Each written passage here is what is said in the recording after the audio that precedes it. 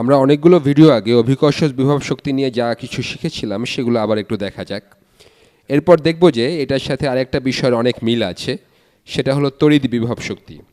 অভিকর্ষজ বিভব শক্তি সম্পর্কে আমরা কি জানি? আমরা বলেছিলাম যে আমরা পৃথিবীর পৃষ্ঠে আছি, আমাদের পৃথিবীতেই থাকতে হবে এমনটা নয়, তবে এটা ধরলে বিষয়টা ভিজুয়ালাইজ করা সহজ হয়। এটা যে কোনো জায়গা হতে পারে যেখানে মহাকর্ষ শক্তি আছে। একটা নির্দিষ্ট ভরের বস্তুর অভিকর্ষ ক্ষেত্রের জন্য বিভব শক্তি উৎপন্ন হবে। ধরে নিচ্ছি এটা হলো পৃথিবীর পৃষ্ঠ, আর ধরে নিচ্ছি একটা ভর এম উপরে এখানে কোথাও আছে। এটা যে কোনো ভর এম, এই জায়গায় অভিকর্ষ ত্বরণ জি এর মান হলো 9.8 মিটারস পার সেকেন্ড স্কোয়ার, আর ভরটা ভূমি হতে এইচ মিটার উপরে আছে। আমি মিটার ধরলাম, আপনি যে কোনো একক ধরে নিতে পারেন। তাহলে এই এম ভরের বস্তুটার অভিকর্ষজ বিভব শক্তি এই এইচ উচ্চতায় হবে ভর গুণ অভিকর্ষ ত্বরণ গুণ অভিকর্ষ ত্বরণ গুণ উচ্চতা। অথবা এটাকে এভাবেও দেখতে পারেন, অভিকর্ষ বলের মান, বল একটা ভেক্টর, এটা হলো তার মান, গুণ উচ্চতা। উচ্চতা বিভব শক্তি আসলে কি? আমরা জানি যে কোনো কিছুর যদি বিভব শক্তি থাকে আর এটাকে যদি থামিয়ে না রেখে বরং ছেড়ে দেওয়া হয়, তবে এই শক্তিটা অন্তত অভিকর্ষের বিভব শক্তির জন্য বস্তুটা নিচের দিকে ত্বরণ লাভ করবে এবং বিভব শক্তির অনেকটা এবং শেষ পর্যন্ত পুরোটাই গতি শক্তিতে রূপান্তরিত হবে। তাহলে বিভব শক্তি হলো এমন একটা শক্তি যেটা অবস্থানের কারণে বস্তুর মধ্যে সঞ্চিত হয়, বা এটা এক ধরনের শক্তি যেটা বস্তুর অবস্থানের কারণে এর মধ্যে থাকে। তাহলে কোনো কিছুর এই শক্তিটা থাকতে হলে বস্তুটার মধ্যে কিছু শক্তি দিতে হবে। অভিকর্ষজ বিভব শক্তির ক্ষেত্রে আমরা জানি যে অভিকর্ষজ বিভব শক্তি হলো একটা বস্তুকে উপরে কোনো বিন্দুতে নিয়ে যেতে কৃত কাজের পরিমাণ। এখন আমরা যদি কোনো কিছুকে অন্য অবস্থানে নিয়ে যেতে কাজের কথা বলি, তবে চিন্তা করতে হবে যে কোথা থেকে সরাবো। আমরা যখন অভিকর্ষজ বিভব শক্তির কথা বলি তখন আমরা একটা বস্তুকে ভূপৃষ্ঠ থেকে সরিয়ে নিয়ে যাই, তাই না? তাহলে কি পরিমাণ কাজ করতে হবে যদি বস্তুটা প্রথমে এখানে থাকে, তবে এটাকে জিরো উচ্চতা থেকে এইচ উচ্চতায় নিয়ে যেতে? পুরো সময়টাতেই বস্তুর উপর পৃথিবীর বল বা অভিকর্ষ বল হবে এফ সাব জি। এফ সাব জি। তাহলে আমি যদি এটাকে উপরের দিকে একটা কনস্ট্যান্ট বেগে টানি বা ঠেলি, তবে আমাকে বস্তুটার ওজনের সমান ও বিপরীত বল প্রয়োগ করতে হবে যদি বস্তুটাকে উপরের দিকে নিতে হয়, নতুবা এটা নিচের দিকে ত্বরান্বিত হবে। এটাকে শুধুমাত্র গতিশীল করতে আমাকে সামান্য বেশি আর ত্বরান্বিত করতে আরও কিছুটা বেশি বল প্রয়োগ করতে হবে, কিন্তু এটা যখনই ত্বরান্বিত হবে তখন আমাকে উপরের দিকে অভিকর্ষ বলের সমান বল প্রয়োগ করতে হবে। আমাকে এই উচ্চতা পর্যন্ত এটা করতে হবে। এখন কাজ সমান কি? কাজ সমান হলো বল গুণ সরণ, আর এই বলটা প্রযুক্ত হবে সরণের দিকে। তাহলে এই ভরটাকে এই উচ্চতায় তুলতে কত কাজ করতে হবে? এই জন্য প্রয়োজনীয় কাজ সমান হবে অভিকর্ষজ বল গুণ উচ্চতা, আর এটাই হবে অভিকর্ষজ বিভব শক্তি। এখানে একটা ইন্টারেস্টিং ব্যাপার আছে, লক্ষ্য করুন, আমরা এখানে ভূপৃষ্ঠকে রেফারেন্স বিন্দু হিসেবে নিয়েছি। আমরা কিন্তু ইচ্ছামতো একটা রেফারেন্স বিন্দু নিতে পারতাম। আমরা বলতে পারতাম ভূপৃষ্ঠ হতে 10 মিটার নিচে আমাদের রেফারেন্স বিন্দু, অথবা ভূপৃষ্ঠ হতে 5 মিটার্স উপরে একটা প্ল্যাটফর্মকে আমরা রেফারেন্স ধরতে পারতাম।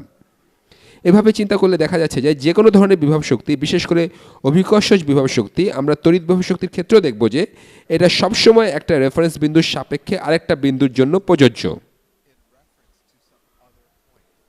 তাহলে বিভব শক্তি পরিবর্তনের ব্যাপারটা গুরুত্বপূর্ণ।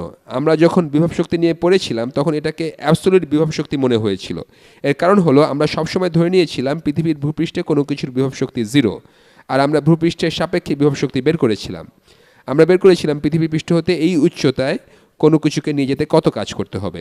আমাদের এরকম বলা উচিত ছিল যে এখানে যেভাবে বিবৃতি দেওয়া হয় তাতে এটা হলো অ্যাবসোলিউট অভিকর্ষজ বিভব শক্তি। আমাদের বলা উচিত যে এটা পৃথিবীর পৃষ্ঠের সাপেক্ষে বস্তুর অভিকর্ষজ বিভব শক্তি, আর এটা সমান হলো সেই একই ভরটাকে পৃথিবীর পৃষ্ঠ হতে এর বর্তমান অবস্থায় আনতে প্রয়োজনীয় কাজের পরিমাণ।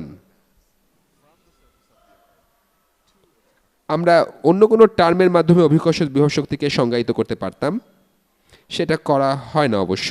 আমরা বলতে পারতাম পৃথিবী পৃষ্ঠের -5 মিটার নিচের বিন্দুর সাপেক্ষে অভিকর্ষজ বিভব শক্তি হবে -5 মিটার থেকে বর্তমান অবস্থানে আনার জন্য প্রয়োজনীয় কাজের পরিমাণ। এটা কিন্তু খুব গুরুত্বপূর্ণ একটা ব্যাপার। আমি যদি এখানে একটা গর্ত করি আর দেখি যে এখানে বস্তুটার গতিশক্তি কত, তাহলে এই বিভব শক্তিটা গুরুত্বপূর্ণ হবে। যাই হোক, এতক্ষণ আমরা বিভব শক্তির বিষয়গুলো আবার দেখলাম, কারণ এখন আমরা তড়িৎ বিভব শক্তির দিকে সহজেই যেতে পারবো। আপনি দেখবেন যে এটাও প্রায় একই জিনিস। এক্ষেত্রে তড়িৎ ক্ষেত্রের উৎস এবং অভিকর্ষ বিভবের উৎসটাই শুধু আলাদা।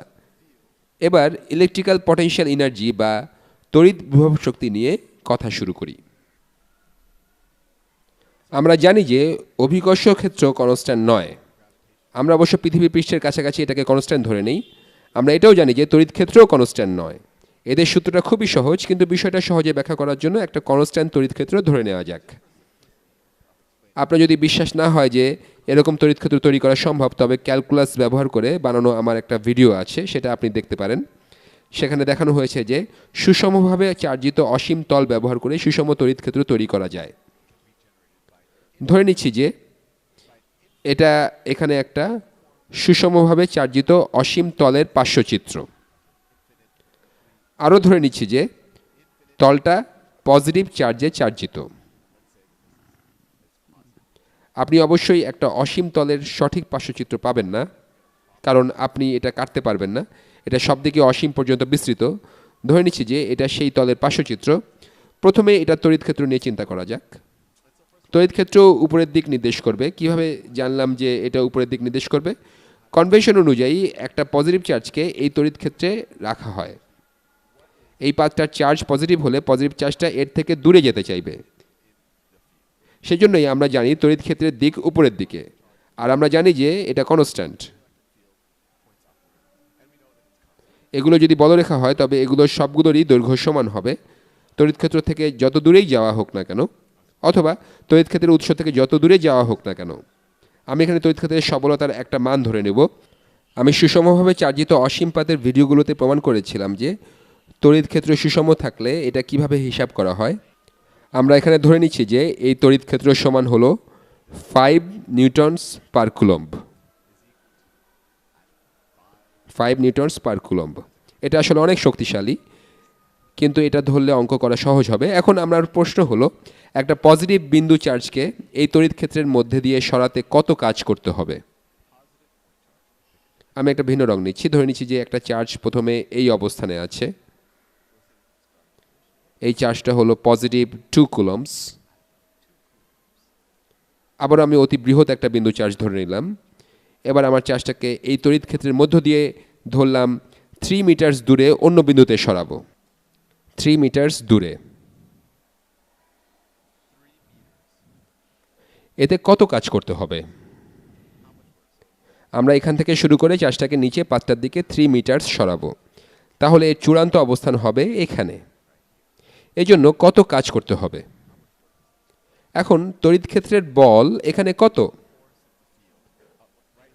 তড়িৎ ক্ষেত্র এই 2 কুলম্বস চার্জের উপর কত বল প্রয়োগ করছে? তড়িৎ ক্ষেত্র হলো একক চার্জের উপর প্রযুক্ত বল, তাই না? তাহলে আমরা যদি এই বিন্দুতে তড়িৎ ক্ষেত্রের প্রযুক্ত বল বের করতে চাই, আমি এটা ভিন্ন রং দিয়ে আঁকছি। এই চার্জের উপর যে বল প্রযুক্ত হচ্ছে তার নাম দিলাম F sub F, field force. এটা হলো তড়িৎ ক্ষেত্রের প্রযুক্ত বল। এই বল সমান 5 নিউটনস পার কুলম্ব গুণ 2 কুলম্বস। এটা সমান 10 নিউটনস। আমরা জানি এর দিক হবে উপরের দিকে, কারণ এটা একটা পজিটিভ চার্জ, আর এটা হলো পজিটিভ চার্জে চার্জিত অসীম পাত। তাহলে আমরা জানলাম উপরের দিকের এই বলটা হলো 10 নিউটনস। তাহলে এই চার্জটাকে টেনে বা ঠেলে নিচের দিকে এখানে আনতে আমাকে নিচের দিকে 10 নিউটনস বল প্রয়োগ করতে হবে, তাই না? এই 10 নিউটনস বল প্রয়োগ করতে হবে এর গতির দিকে। আমরা অভিকর্ষের ক্ষেত্রে যা করেছিলাম, আমাকে 10 নিউটনসের চেয়ে সামান্য বেশি বল প্রয়োগ করতে হবে এটাকে ত্বরান্বিত করতে, যাতে নিচের দিকে একটা নেট বল থাকে। এটা করার পর শুধুমাত্র উপরের দিকের বলের সমান বল প্রয়োগ করতে হবে। তাহলে আমাদের যেটা দরকার সেটা হলো আমাদের 10 নিউটনস বল নিচের দিকে প্রয়োগ করতে হবে, আর বলটা প্রয়োগ করতে হবে 3 মিটার দূরত্ব পর্যন্ত।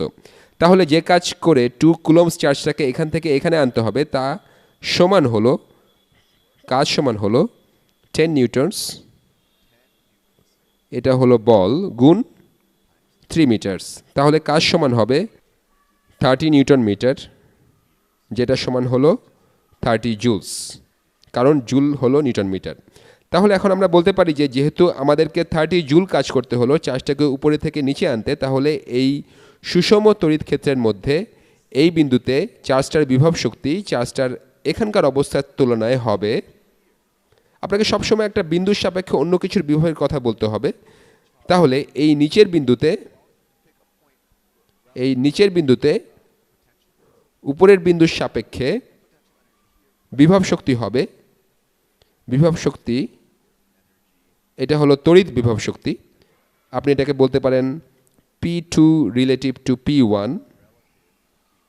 আমি নিজেই এরকম নোটেশন দিলাম যাতে বোঝা যায় যে এটা কোথায় আছে। এটা সমান হলো 30 জুলস। এটা আমাদের কি কাজে লাগতে পারে? আমরা যদি এই চার্জটার ভর জানতে পারি, আমি ধরে নিচ্ছি যে এই চার্জটার কিছু ভর আছে, আমরা জানতে পারবো যে আমরা যদি এই বস্তুটাকে ছেড়ে দিই তবে যখন বস্তুটা এখানে পৌঁছাবে তখন এই 30 জুল শক্তি পুরাপুরি গতিশক্তিতে পরিণত হবে। এক্ষেত্রে ধরে নেওয়া হয় যে তাপ বা রোধের কারণে কোনো গতিশক্তি নষ্ট হচ্ছে না। আচ্ছা, আমরা এটা বের করি। ধরে নিচ্ছি যে এই বস্তুটার ভর হলো 1 কিলোগ্রাম, বস্তুটার ভর ধরলাম 1 কিলোগ্রাম। আমরা এবার বস্তুটাকে ছেড়ে দিচ্ছি। আমরা বল প্রয়োগ করে বস্তুটাকে এখানে এনেছিলাম, এরপর এখন এটাকে ছেড়ে দিচ্ছি। তাহলে তড়িৎ ক্ষেত্রের জন্য এটা উপরের দিকে ত্বরণ লাভ করবে। তড়িৎ ক্ষেত্র এর উপর 5 নিউটন পার কুলম্ব বল প্রয়োগ করবে। তাহলে বস্তুটার গতি বাড়তে থাকবে যতক্ষণ পর্যন্ত সেটা উপরের এই বিন্দুতে না পৌঁছায়, তাই না? এই বিন্দুতে এর গতিশক্তি কত হবে? এক্ষেত্রে এখানকার বিভব শক্তি পুরোটাই গতিশক্তিতে পরিণত হবে। তাহলে আমরা পাবো 30 জুলস সমান সমান হাফ mv স্কোয়ার। আমরা ভর জানি 1 কিলোগ্রাম, তাহলে 60 ইজিক্যাল টু ভি স্কোয়ার। তাহলে বেগ হলো স্কোয়ার রুট অফ 60, এটা সমান হবে 7 পয়েন্ট কিছু একটা মিটারস পার সেকেন্ড। তাহলে আমি যদি 1 কিলোগ্রাম ভরের চার্জটাকে নিচে টেনে আনি, এরপর এটাকে ছেড়ে দিই, তাহলে এটা উপরের দিকে ত্বরান্বিত হবে আর এই বিন্দুতে এর গতি অনেক বেশি হবে। যাই হোক, আমি 12 মিনিট সময় অতিক্রম করে ফেলেছি। আমি পরের ভিডিওতে এটা কন্টিনিউ করব। আশা করি আপনারা কিছুটা ধারণা পেয়েছেন যে তড়িৎ বিভব শক্তি আসলে কি। এটা আসলে অভিকর্ষ বিভব শক্তি থেকে খুব একটা আলাদা কিছু নয়, এক্ষেত্রে শুধুমাত্র উৎসটাই আলাদা।